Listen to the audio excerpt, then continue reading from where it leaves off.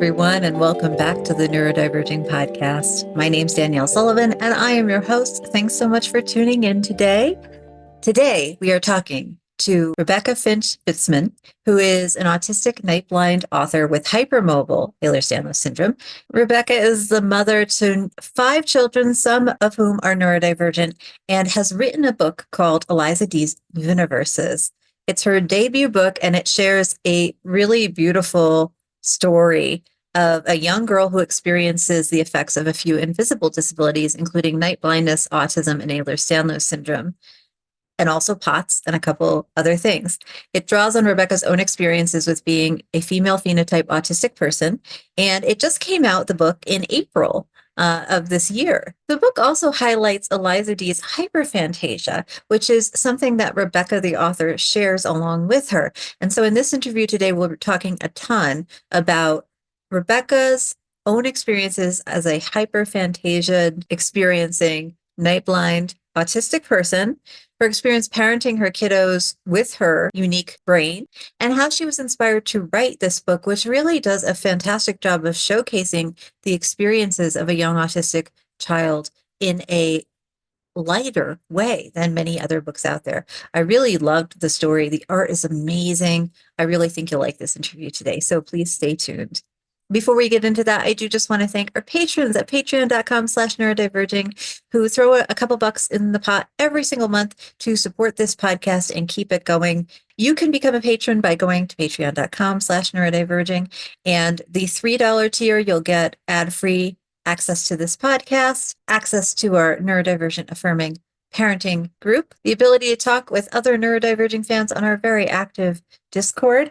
And also on our Discord, there's this nice little section where you can suggest content ideas for me. If you would like me to be doing a podcast or a blog on a specific topic that we have not covered yet, you can do that all in the Discord. Thanks so much to our amazing patrons for sponsoring this episode of Neurodiverging. All right, welcome to the podcast, Rebecca. I'm really happy to have you on today.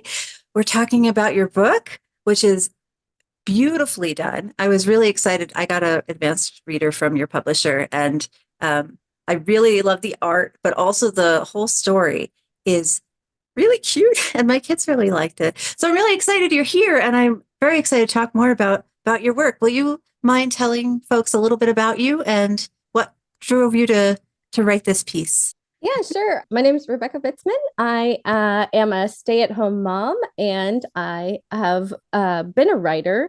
I got a degree in arts and humanities from the University of Louisiana at Lafayette back in 2005, but my life has been mostly taking care of children. But I was sitting with my stepdaughter 2 years ago on the couch, and we were talking about college because she was 14 at the time, and that's the conversation at hand.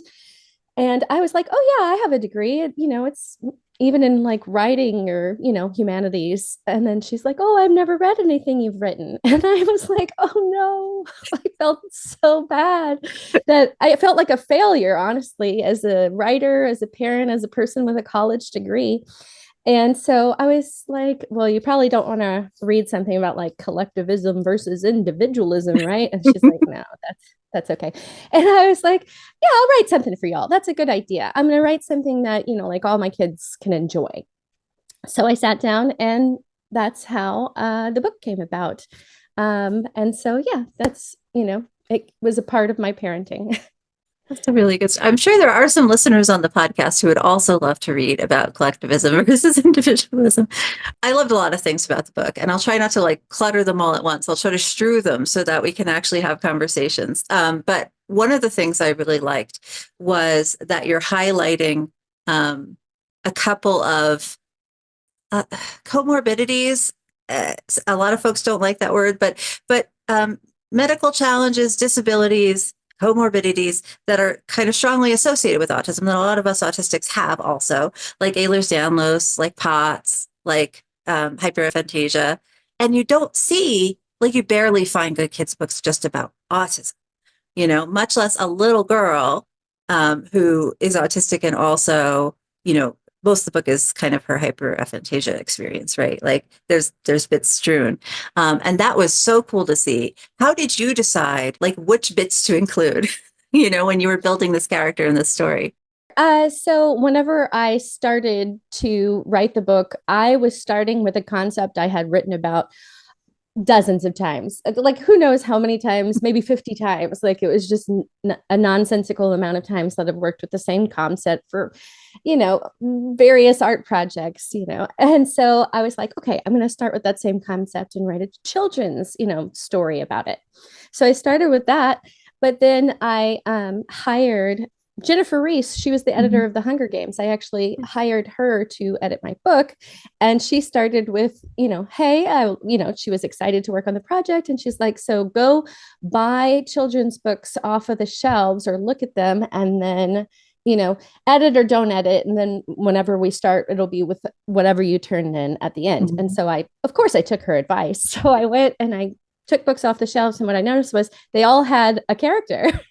Mine did not. Mine didn't have a character at all. It was like a nebulous she. Oh, that's so it was interesting. Originally, yeah, it was called She Shines, was the original title for the story.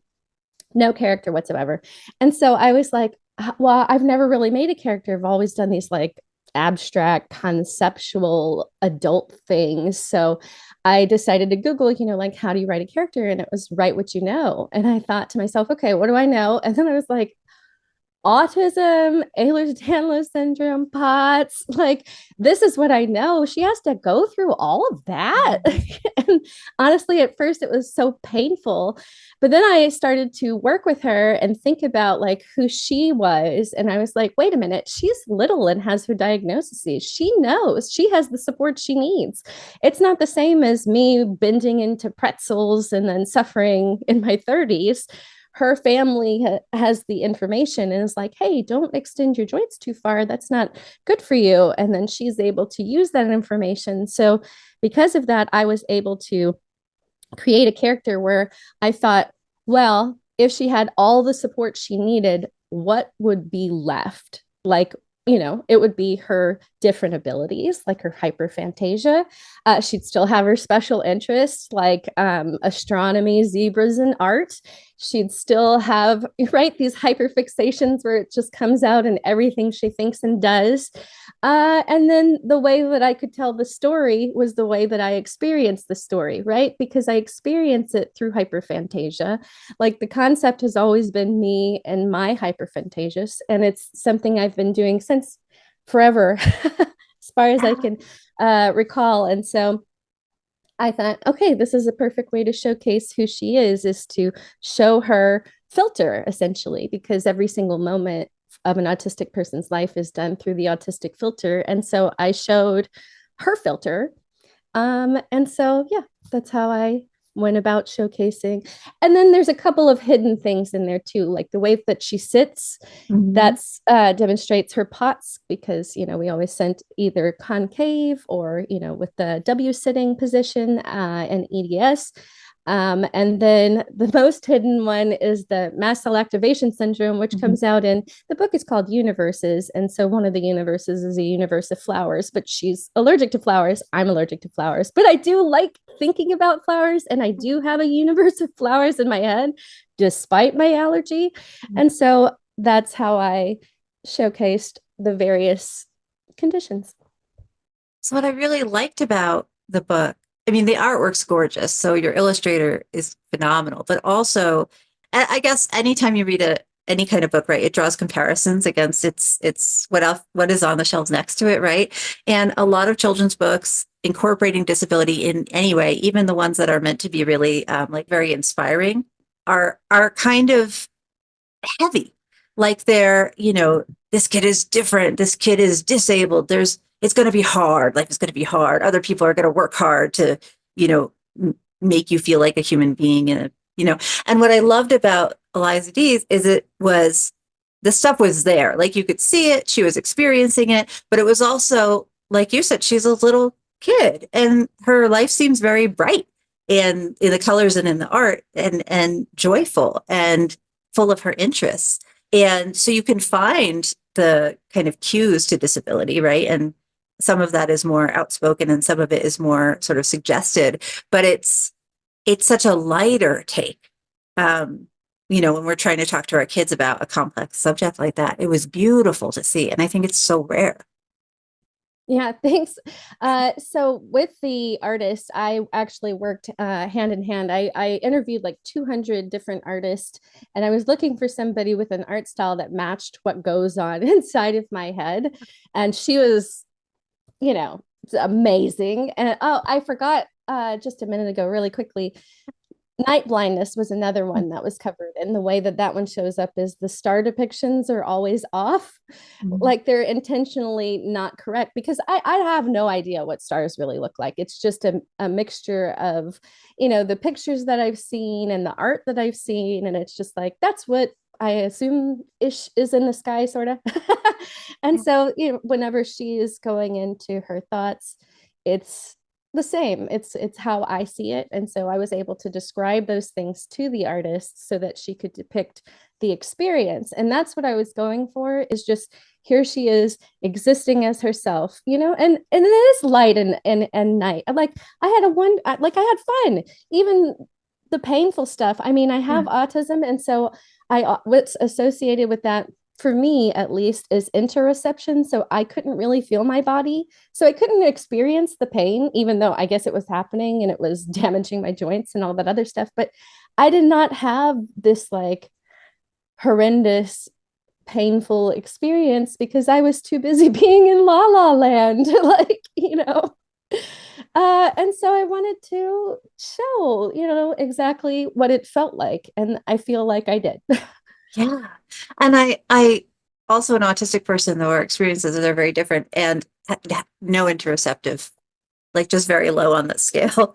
And the same thing when I was a kid, I was constantly doing things that, like, now as an adult, I'm like, that caused some problems now that I'm approaching 40, But when you're a kid, you're just kind of in your present. You're like in your thoughts, in your body, in your space. And she flows in the story from kind of one universe of thought into another universe.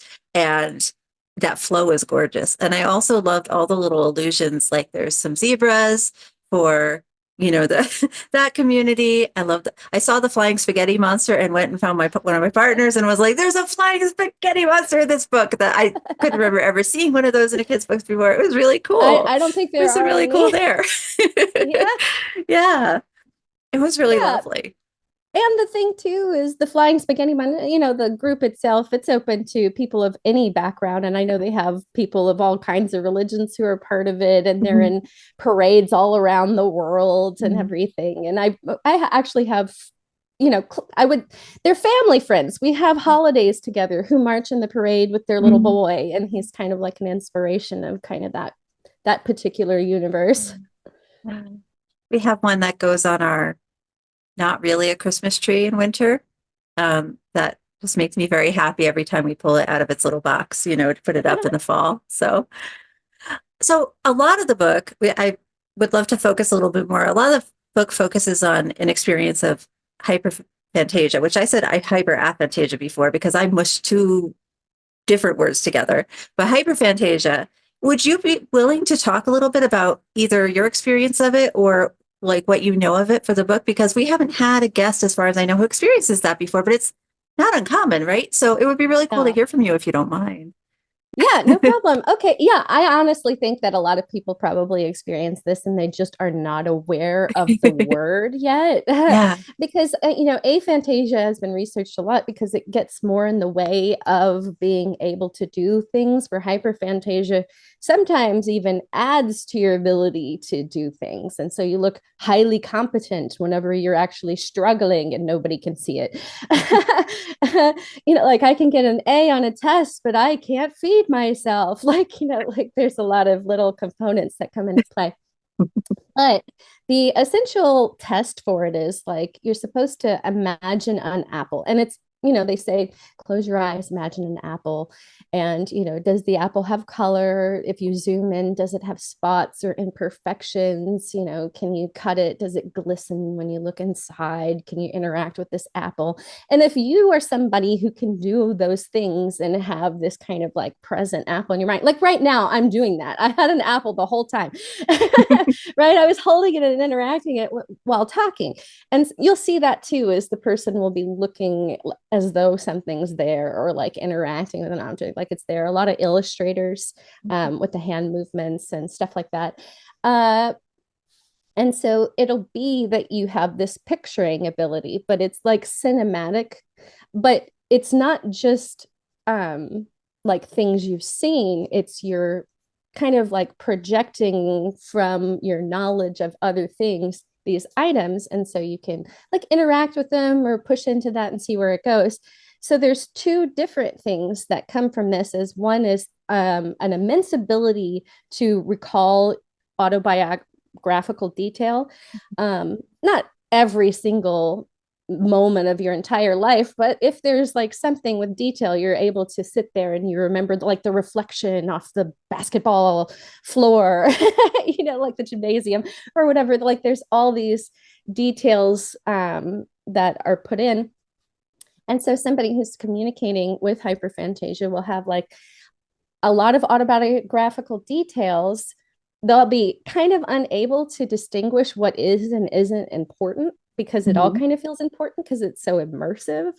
But they can also have a extensive ability on projecting things, but it'll be like great at hypotheses or theories or predictions of what will happen based on like the information in front of them, or just straight up fiction, right? Yeah. Because you can predict, like if given these circumstances, what would happen, but also you can write things that have never happened and, have them kind of feel as though they're happening. Like you can add in all these minute details that you're just creating as you go along because of the way that you think and process and experience information. And so like that's why if you ask like an author who experiences hyperphantasia and you have like, oh, can you have this information, well, they can tell you all about the stuff that's not written inside of the book.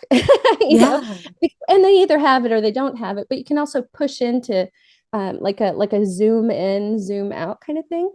And so that's why I went with universes, because in my mind, I can zoom in, like I've said it before in some places, but I can zoom into a proton and find universes within a proton, or I can zoom out and pop right out of the universe and find nonsense out there. Of course, I'm just making it up, but that's my experience, is this making up of details or giving, my best guesses scientifically or reflecting on the knowledge that I've had come in. And a lot of times I process things through shapes. Like I do a lot of drawing with shapes because that helps me process information, because information generally lines up in certain ways. And so I kind of catalog details. I say that it's like having a filing cabinet where I can just like pull the file and then put it in front of me and then like look at the details and zoom in, zoom out, that kind of thing. Like I had a friend once who said, picture a donkey. And I'm like, got it, no problem. And then he's like, so you see a donkey? And I'm like, yeah, it's like right here. I can zoom in. It's got little hairs. Yeah. I was just doing it just now. But right, that's how people with hyperphantasia will interact with the world. Thank you so much for explaining. I'm kind of more on the aphantasia scale and have a lot of trouble with visual anything, whether it's imagining it or even seeing the thing and then recalling it later. So it's really cool for me to hear how just, it's always cool to hear how other brains work, right? Other people process the world, experience the world differently than us. I think it's always really cool anyway. And I've always been sort of, I get jealous and envy confused, but the one where I don't want you to not have it, but I wish I had it too, of being able to like remember fine detail, right? Because even if I think of the apple, it's kind of just a glob. It doesn't really have color. It definitely doesn't have juice. It's kind of just a vaguely roundish, like I can give it color, but the more detail I ascribe to it in some places, the less it loses detail. Like it can only hold so much detail, and then the whole thing starts to like collapse in on itself. But I'm very good at other things. Yeah. So it's really cool for me personally, and I'm sure for lots of folks listening too. Some folks will have recognized themselves in your description, I'm sure, and also it's just so interesting to me that there's such a range in human experience in this way. And one of the things I also really loved about like I said, your illustrator did amazing. Was it does offer somebody like me who doesn't have a lot of that ability to generate visions or ideas in a visual capacity. Somebody like me can look at your book and be like, I see the universe, right? I see the flowers, I see the zebras, and it was really a really effective, like beautiful, but also a really effective like writing art tool of bringing me as a reader into what she's experienced, which I just loved. It was effective on multiple different levels, and it was really cool. Yeah, and also that is how the story follows too, because it's what'll happen too to push into the fiction. It starts with her memories, because she like when she sits down and starts with the hyperphantasia, first you see these memories that are strung together in a pattern, which pattern thinking is an autistic trait as well. And so she has like the sun, the moon, and the stars. And then she's like, okay, the sun, the moon, and the stars, and then what? Right. And then she can go into her fictions after that. But yeah, it was to depict hyperphantasia. I wanted to show again what the experience was, what it's like whenever you're inside of my head. And it's kind of right. It's got its little swirly nonsense that it does based upon facts. It's like fact 1, fact 2, fact 3, and go. Generate. Yeah. And that's why I tried to find an artist who could depict the pictures, because that was such an important part, because without that, I don't feel like you can really understand the experience. Or for people who are interacting with somebody who is experiencing that dense of a filter, I feel like it gives like more understanding to people to be like, hey, this little girl is in la la land. So if you go and you touch her during that experience, it might be like, like, right? Can you imagine if like an autistic child, you can see whenever you touch them, sometimes like there's this like, oh my gosh, right? Because that she was so immersed in this fantasy, the hyperphantasia, that like there's this disconnection from her body, what she's doing, where she is. It was such a, like I said, such a depth of presentation in a very short book. It's very impressive from a technical standpoint, as well as like as somebody who read it and enjoyed it. I wondered about your perspective as a writer and a parent who's created a book about an autistic kiddo. I get a lot of questions from parents around, how do I talk to my kids about their disabilities, right? And I have my own opinions, but I feel like every time I get another neurodivergent parent on here, I ask that same question, because I'm like, I think a lot of people are wrangling with that, and this idea that it has to be heavy again, right? Like to go back to that. And I just wondered, since I assume you've done a lot of thought work on this and just writing this book, how do you feel, or what's your experience of talking to kids about either their own disabilities or your disabilities as a parent? So with my kids, generally I try to focus on what they are good at, and then whenever it comes to the harder things, like we're always focused on, let's get some resources, let's find the tools, because we can work through this moment. A thing for me as a parent that helped a lot was relaxing, especially as a hyperphantasic person. Like my brain was going doom and gloom over and over, right? It kept saying like, oh no, right? And I could picture terrible things happening. And then it was not helpful, because one, none of those things are going to be the things that happen. Right. And so, you can never predict the actual thing that happens. Yeah. You just need to focus forward. Yeah. Yeah, especially like there'd be things that were going on when they're 2 and 3, and I'm like, when they're 40, and those things are not even issues anymore. And so basically all along the way I feel like I was wrong in my projections, and that Mm-hmm. helped me start to project better things, right? Because now instead of projecting negative thoughts, I project positive thoughts. I'm like, no, we're working on things. We have the tools. We know what these things are. And as we find more problems, we address them. We get the resources we need. We're going to handle this. We're going to go into the future as best we can. And every day is going to, like, I still have to deal with my stuff every Mm-hmm. day. Not every day is perfect. And I have to sit there and be like, like I'll forget my headphones and it'll get too loud, and I'm like, stop. Yeah. Right. And then I have to be like, I'm sorry for yelling. I know that nothing y'all were doing would result in yelling. I didn't have my headphones. That's a me Mm-hmm. thing. Right. And Yeah. so they see an adult who's taking accountability for Mm-hmm. whenever my behavior isn't what I wish it would have been. And the next time my headphones are there because I put them there because I did do the thing that I Yeah. said that I would do. And so I feel like they're learning how to not just take care of themselves, but to be accountable and to keep growing. Like I'm Mm-hmm. 40 and one and still growing. And so I hope my kids, just grow through it all. And whenever a problem comes up, think, I can find resources for this. I can Mm-hmm. find a way around this. I can work with this. And then it becomes more about what they can do. They're better. Like writing is one of my greatest abilities, right? And producing art is one of my greatest abilities. And so I can focus now more on I'm a writer, I'm an artist. And my hope that my children, whenever they come about someday, don't try to, like, I can't be a gymnast, and I can't, there's a bunch of things that I can't do, but my life isn't about those things. Yeah. Those are left to other people. And I can focus my life on what I'm good at and then get resources for the things I struggle with. And honestly, it's made life much more relaxed. I feel like I can relax around things instead of having this just tight fist. I'm like, oh no, I'm so worried. I'm not very worried anymore. I feel like as things come up, we address them, and everyone seems to be doing really well. They report back that they are feeling happy. Like my Yeah. children actually talk about like I got like they make homemade cards, and I got one from the 16-year-old this year for my birthday that was like, thanks for always being there for me. And I was like, Yeah. yay. I'm glad that that's the experience. And I feel like just relaxing.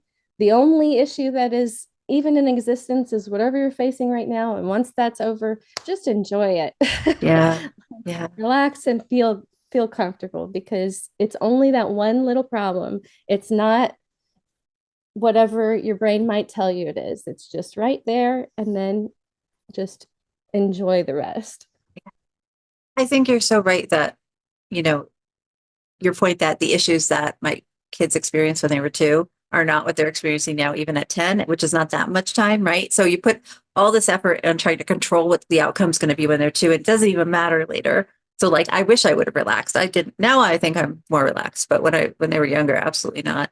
I also loved sort of this like modeling accountability, like you said, but also modeling that like uh, sometimes we're going to need our accommodations or our supports or our resources, like you said, and we're going to be responsible for finding those and organizing those and or asking for help if we need help, right? But that accountability piece of like, yes, I am experiencing a challenge, and yes, I'm going to kind of solve it, right?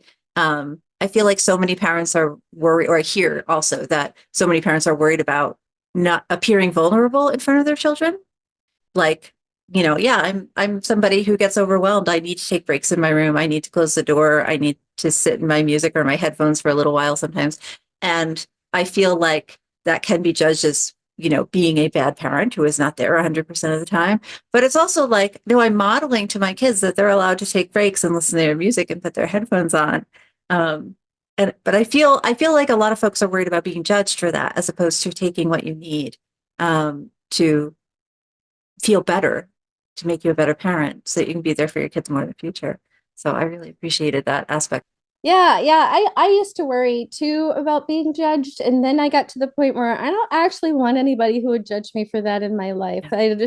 I don't need that kind of judgment. And if somebody is, like the perfectionism of all of that, honestly, I think does more harm than good, because I want my kids to be able to grow. And I think that, like, just declaring ourselves perfect and all this stuff and not working on ourselves and working with what every single moment, what our needs are, I think that could be really dangerous. And so I want my children to be able to advocate for themselves and know what they need and interact with themselves in a way that's honest.